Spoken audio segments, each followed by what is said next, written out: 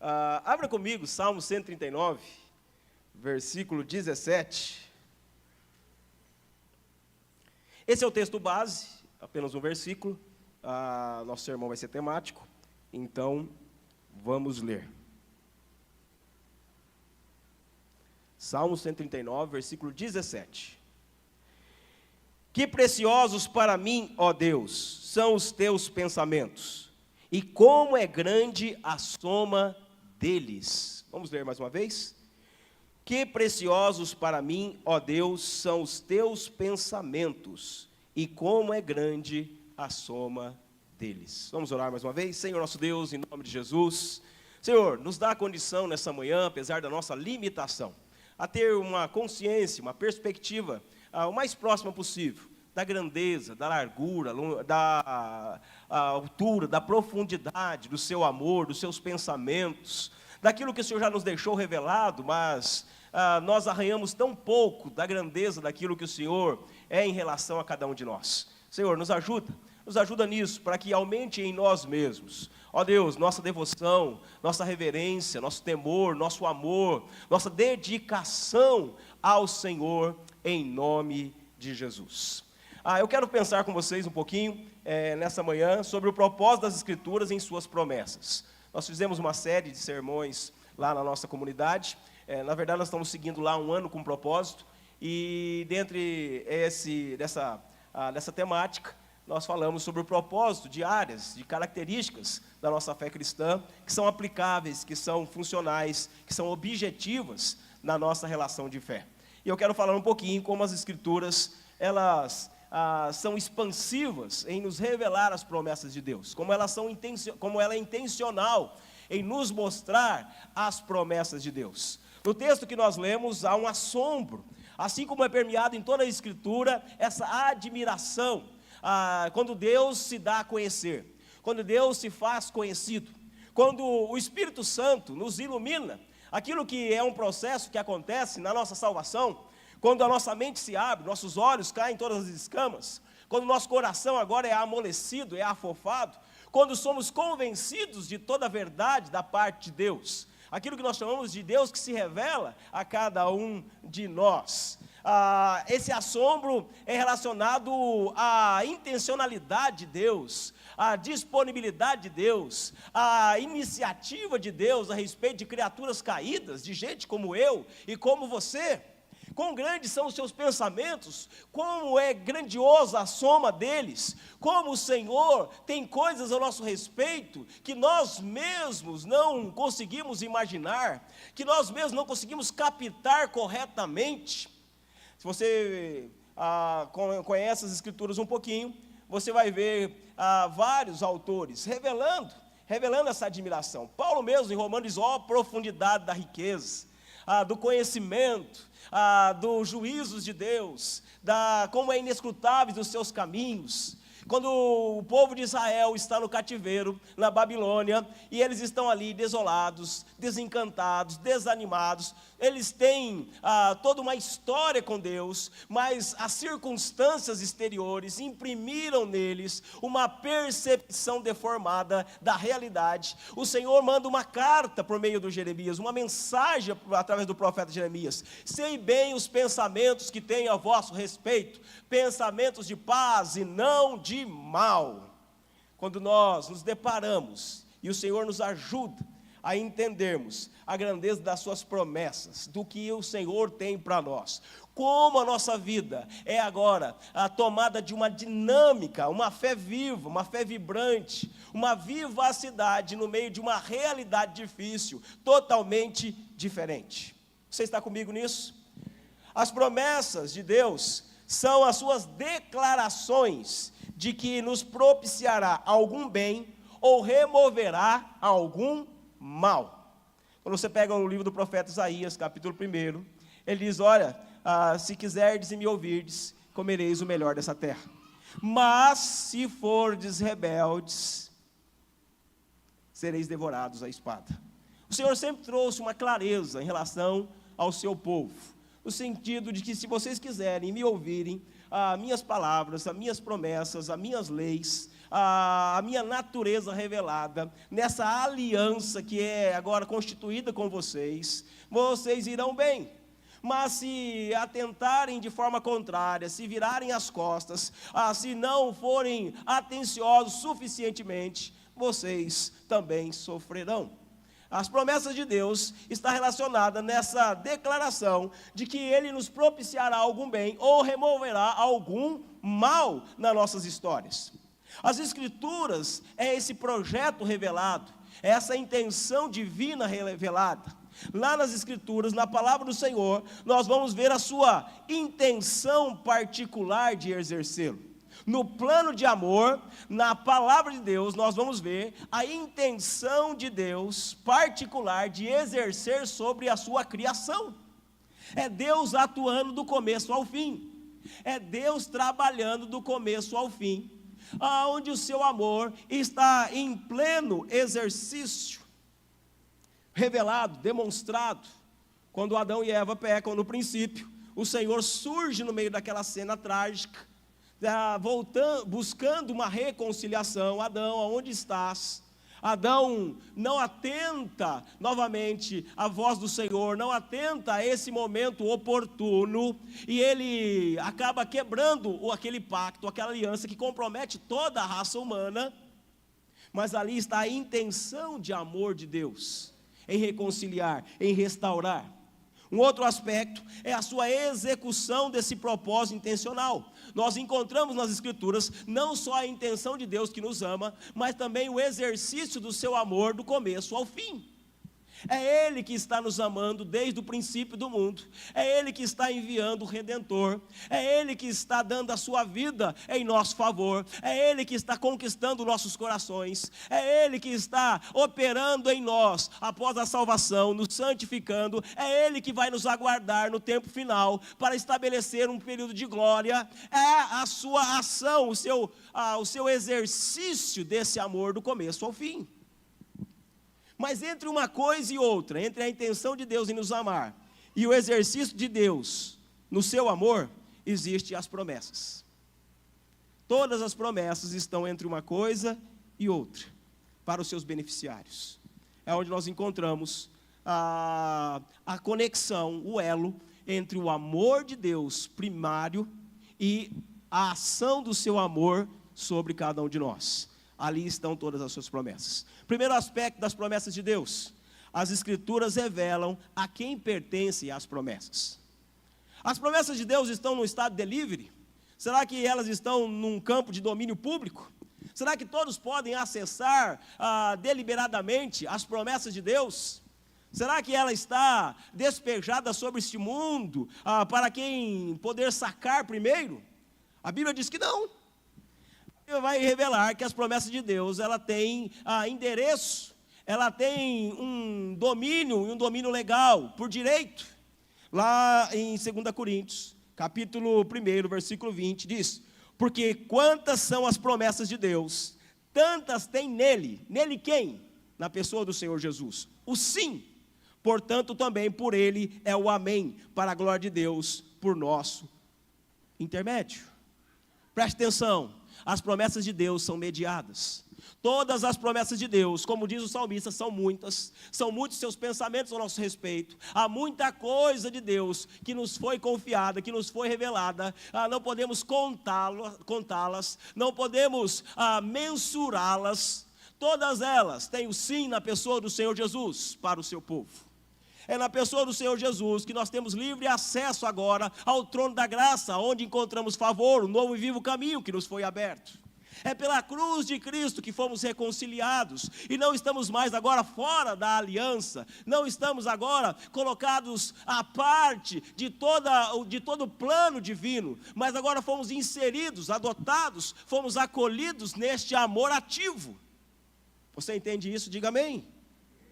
Alguém fora de Cristo pode implorar misericórdia de Deus, tanto quanto pediria a uma árvore. Alguém fora de Cristo pode implorar misericórdia de Deus, tanto quanto poderia pedir misericórdia a uma árvore. Parece radical, Mas pastor, um dia eu não estava em Cristo e de alguma maneira um gemido fluiu de mim. É o Senhor tomando iniciativa primeiramente ao seu encontro. É o Senhor primeiramente indo em sua direção e resgatando você da sua condição de morte. Mas se você permanecesse numa condição distante de atender, de responder, de se relacionar com Deus em aliança por meio de Cristo Jesus, nada haveria da parte do Senhor. Por isso nós fomos ensinados a orar. Quando vocês orarem ao Pai, orem em meu nome. Porque somente temos favor da parte de Deus, mediante os méritos que Cristo tem, naquilo que Ele mesmo conquistou, naquilo que é dele por direito. Por isso somos herdeiros de Deus e co-herdeiros com Cristo. Tudo aquilo que Cristo conquistou pela sua vida perfeita em obediência, pela sua morte de cruz, tudo aquilo que é dele, passa a ser nosso quando estamos nele. O céu é nosso por causa dele. Ninguém poderá dar carteirada nos portões celestiais dizendo: aqui está o meu currículo, aqui está as minhas conquistas, aqui estão todas os meus feitos. Ele poderá adentrar aos portões celestiais mediante a uma senha somente: Cristo Jesus, o Senhor, que lavou e regenerou nossos pecados no seu sangue. Todas as promessas são mediadas. Muitas vezes ensinamos as pessoas a irem a Deus pelo caminho da necessidade. Olha, vá a Deus porque você está doente, vá a Deus porque seu casamento está ruim, vá à igreja porque as coisas estão dando errado. Às vezes nós usamos as necessidades como um pretexto, e às vezes é um bom pretexto, no sentido de que, olha, não vai nada bem, as coisas vão ruim, você precisa operar diferente, você precisa atuar diferente, você precisa buscar algo que você ainda não buscou. Tudo bem até aí. Mas a única estrada aberta pela patrola das promessas é Jesus e os seus méritos. Você tem que dizer para as pessoas, você tem que acessar a Deus, você tem que buscar a Deus. Deus não vai ser movido pela sua classe social debilitada. Deus não vai ser movido de dó por causa da sua condição ruim. Deus não vai ser movido em atuar sobre a sua vida porque as coisas não estão dando bem. Deus só vai ser movido sobre a sua vida a partir de Cristo Jesus. Os que estão sem Cristo, Efésios capítulo 2, versículo 12, vão dizer: são separados da comunidade de Israel e estranhos às alianças da promessa, não tendo esperança e sem Deus no mundo. Radical, de novo. O apóstolo está dizendo que os que estão sem Cristo são separados da comunidade de Israel, a Israel espiritual, o Israel que é o povo de Deus constituído a partir de Cristo, agora constituído numa nova e viva aliança pelo seu sangue. Eles estão como? Estranhos às alianças, às alianças da promessa. Dentro da aliança há todas as promessas da antiga dispensação e da nova dispensação.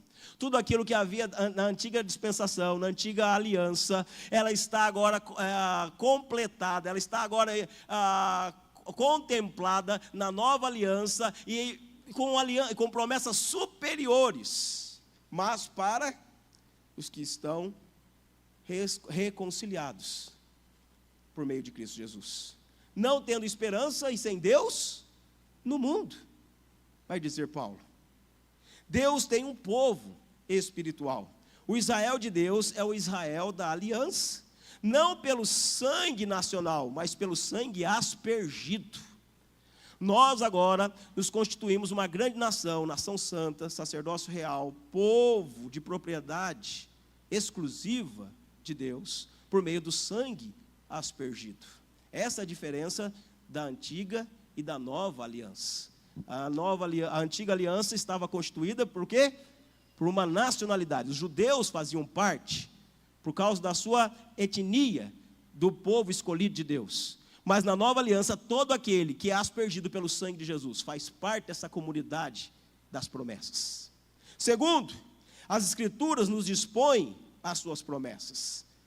As Escrituras nos mostram tudo aquilo que é nosso em Cristo Jesus.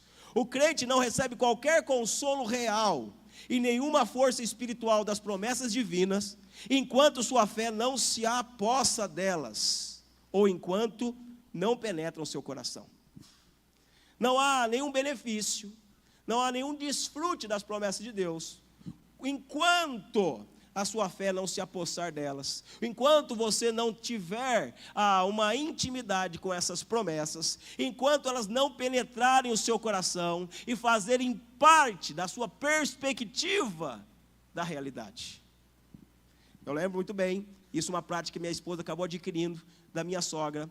A minha sogra tinha a feliz prática de colar versículos das palavras do Senhor na geladeira, no azulejo da cozinha, em partes da casa, para que os filhos, desde pequeno, pudessem já se relacionar com a palavra de Deus, com aquilo que Deus dizia, na contramão de tantas palavras que nos assombram no dia a dia, do nosso próprio coração, dos nossos pensamentos conturbados, da nossa autoestima afligida, das pessoas que tentam nos demover de todo e qualquer bem, de toda investida maligna, de palavra maldita que vem sobre nossas vidas, de tentando nos encolher, de tentando nos fazer recuar. Nós vamos na contramão, apossando-se das palavras do Senhor como promessa, daquilo que é real, daquilo que é fidedigno, daquele que é fiel. Por isso que a Bíblia diz que dentre a armadura do cristão, existe um escudo da fé, pelo qual nós apagamos todos os dardos inflamados do maligno. Porque quando vem aquela palavra miserável, dizendo, olha, você não tem lugar, você não tem lugar nessa comunidade, você não tem direito algum, você é um pervertido, você não vale nada, você deveria realmente amargar nessa vida. Você diz, olha, realmente isso pode ser muito verdade, mas o que Deus diz ao meu respeito é aquilo que é verdadeiro e final. Aquilo que Cristo Jesus está trabalhando e fazendo em mim é o que vai prevalecer. Isso é o escudo da fé, que mesmo diante de todos os dardos inflamados do maligno, que tentam fazer posicionamento no seu coração e na sua mente, você saca das Escrituras o que Deus diz, ainda que os seus sentimentos ainda não estejam tocados por aquela palavra, mas você está em fé, firmado naquilo que é âncora para o seu caminho. Você entende? Elas não são para os desinteressados espirituais. As promessas de Deus não estão aí para aqueles que não querem saber delas. Provérbios capítulo 13, versículo 4 diz, a alma do diligente se farta. A alma de quem é diligente, empenhado, aplicado, daquele que tem realmente real interesse no que Deus tem para a vida dele, esse se farta. E no mesmo texto vai dizer, e a alma do preguiçoso deseja, e nada tem. Daquele que não está disposto a realmente, dentro da sua agenda corrida, dentre o seu cronograma cheio, de estabelecer dentro dele, toda a palavra de Deus, as promessas de Deus, aquilo que é a realidade de Deus, para esse cotidiano comum. Entesoure as promessas em sua mente, é o depósito do Espírito a ser sacado em dias de desânimo e de precisão.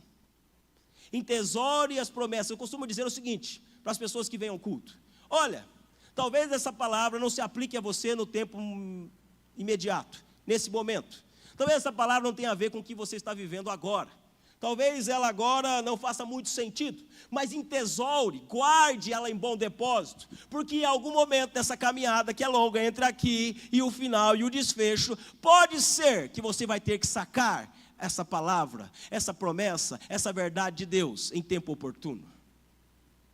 Guarde, não sabemos o dia de amanhã, aonde você vai talvez precisar dizer, olha, naquele dia não me serviu, mas hoje me serve muito bem. Aonde o Espírito trará diante dos seus olhos aquilo que te trará esperança. Traga à memória aquilo que pode produzir esperança.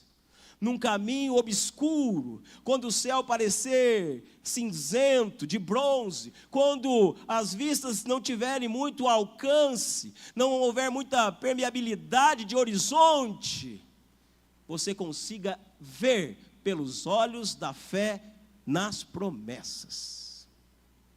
Por isso que o cristão não vive pela vista, mas vive pela fé. Pela fé no quê? Não no que eu estou enxergando ou no que a realidade está me entregando, mas no que Deus diz ao meu respeito e ao meu futuro. Terceiro, as Escrituras mostram a abrangência das promessas. As promessas de Deus são totais e integrais. O que é isso? Não projete as promessas apenas para grandes feitos ou para um futuro ideal. Talvez imaginemos que as promessas de Deus estão relacionadas só a coisas complexas, só coisas que são nobres, consideráveis, coisas na nossa vida que são dignas de atenção. Todas as promessas de Deus estão relacionadas ao seu cotidiano mais simples, às coisas mais delicadas, aos supérfluos do seu dia a dia. Salmo 139 eu gosto muito, que a Bíblia diz que o Senhor conhece o nosso sentar e o nosso levantar. O que tem de nobre, o que tem de atrativo no meu sentar e no meu levantar? Nada. Ele conhece as minhas palavras antes que uma sequer se formule no meu vocabulário. Um Deus que nos conhece de forma minuciosa, do ventre da nossa mãe, nos substância informe ainda, não havia ainda nem tomado proporção de gente, nem um dia sequer havia existido, e Deus já conhecia todos eles. Por isso o Salmo 139 diz: ó Senhor, eu fico impressionado com os seus pensamentos ao meu respeito, porque eu não me vejo nessa dignidade, eu não consigo me enxergar em valor algum. Eu não consigo me perceber destacado ou distinto no meio da multidão, mas o Senhor me conhece assim. Você entende? 1 Timóteo capítulo 4 vai dizer: a piedade para tudo é proveitosa, porque tem a promessa da vida, agora e daqui a de ser. Paulo está dizendo, a vida piedosa, a vida em Cristo, ela tem promessa da vida, agora, nesse dia a dia, nas suas relações, no seu casamento, no seu trabalho, nos seus projetos, naquilo que você está vivenciando como realidade particular, nos seus bastidores, no seu privativo. E ela se estende, ela é expansiva, ela é contínua, porque não só nessa vida tem promessa, mas na vida que virá. Eu tenho de Deus hoje e terei de Deus depois dessa realidade limitada e curta dessa existência. Pelo contrário, nós dizemos que o melhor está por vir. Novos céus e nova terra.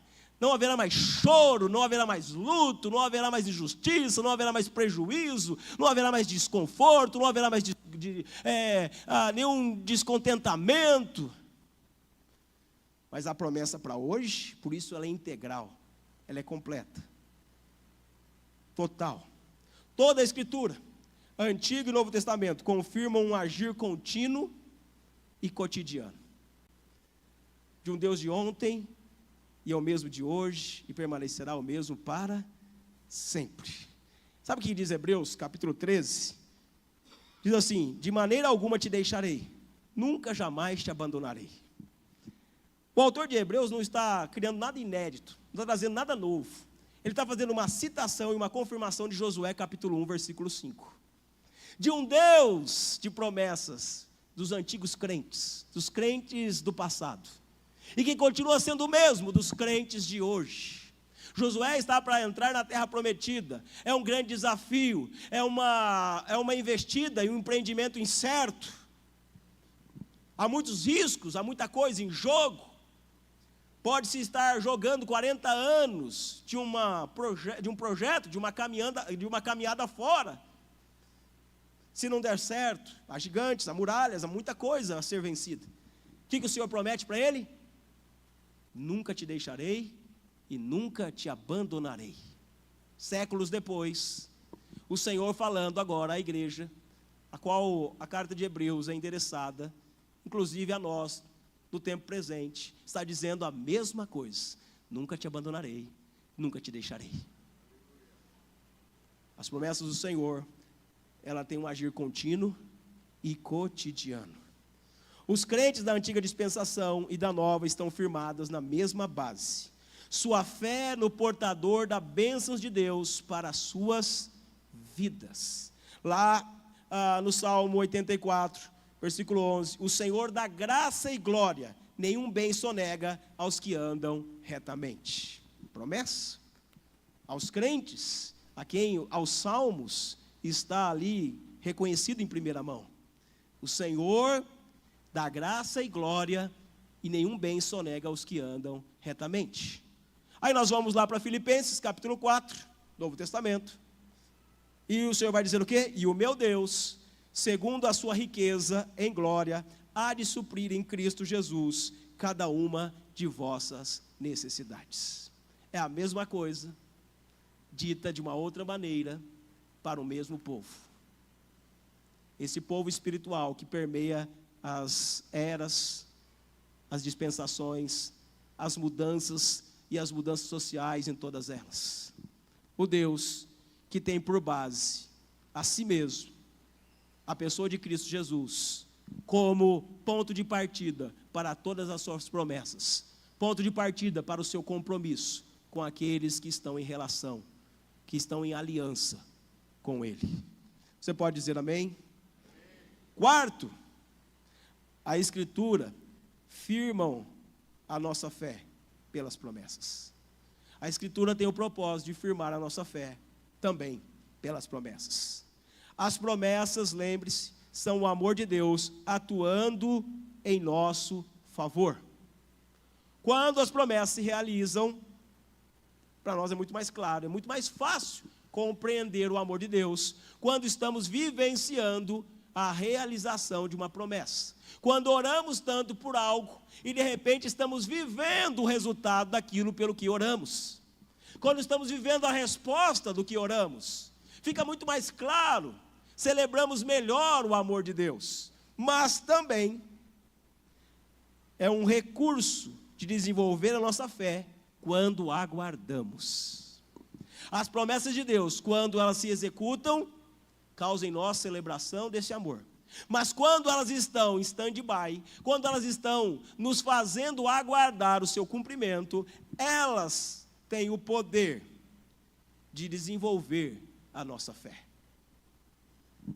Porque enquanto esperamos o que Deus disse que faria, nós estamos em pleno exercício de uma fé constante e ativa.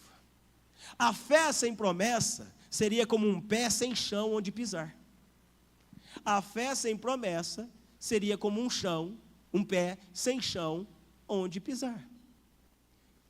Se no que crerei, no que poderei aguardar, em que motivo tenho de esperança, se não há nada revelado, se não há nenhuma promessa destinada, se não há nada colocado diante de nós. Se não houvesse nenhuma promessa, a fé seria inexistente, tanto quanto a esperança. Se não houvesse Deus que se revelasse a nós em tudo aquilo que está disposto e disponível nele, o que poderíamos esperar? Seríamos como os coríntios, comamos e bebamos, porque amanhã morreremos. Estaríamos entregues a uma vida fatídica, a um fatalismo, a uma vida totalmente insonsa a respeito de um futuro promissor, a respeito de uma realidade distinta e milagrosa. A fé olha para a palavra que faz a promessa.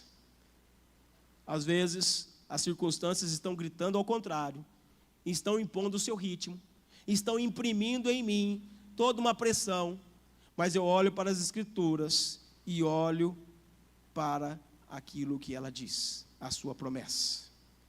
E a esperança espera a concretização da promessa. É um círculo abençoado. A fé olha a palavra que promete e a esperança espera a concretização. A fé gera esse esperar santo.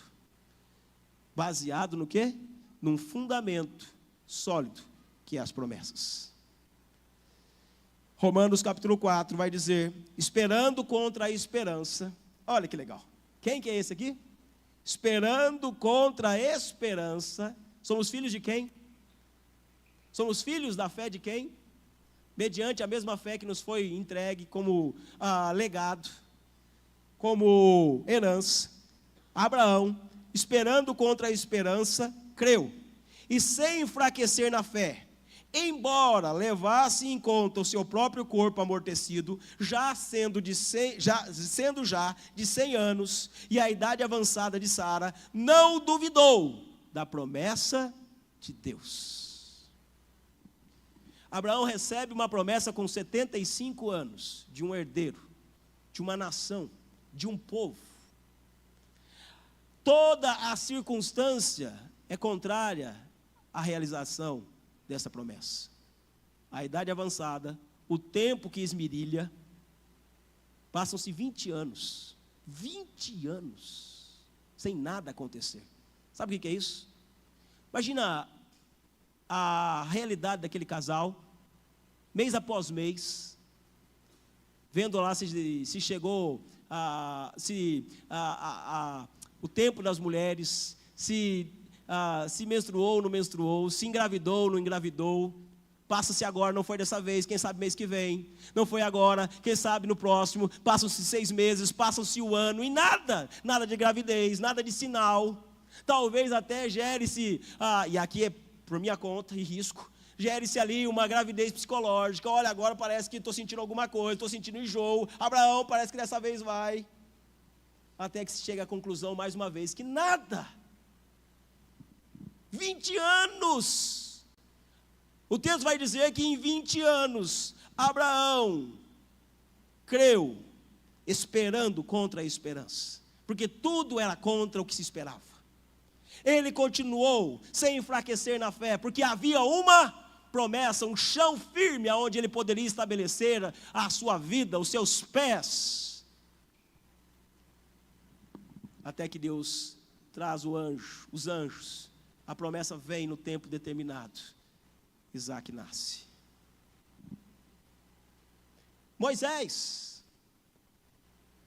porquanto considerou o opróbrio de Cristo por maiores riquezas do que os tesouros do Egito, porque contemplava o galardão.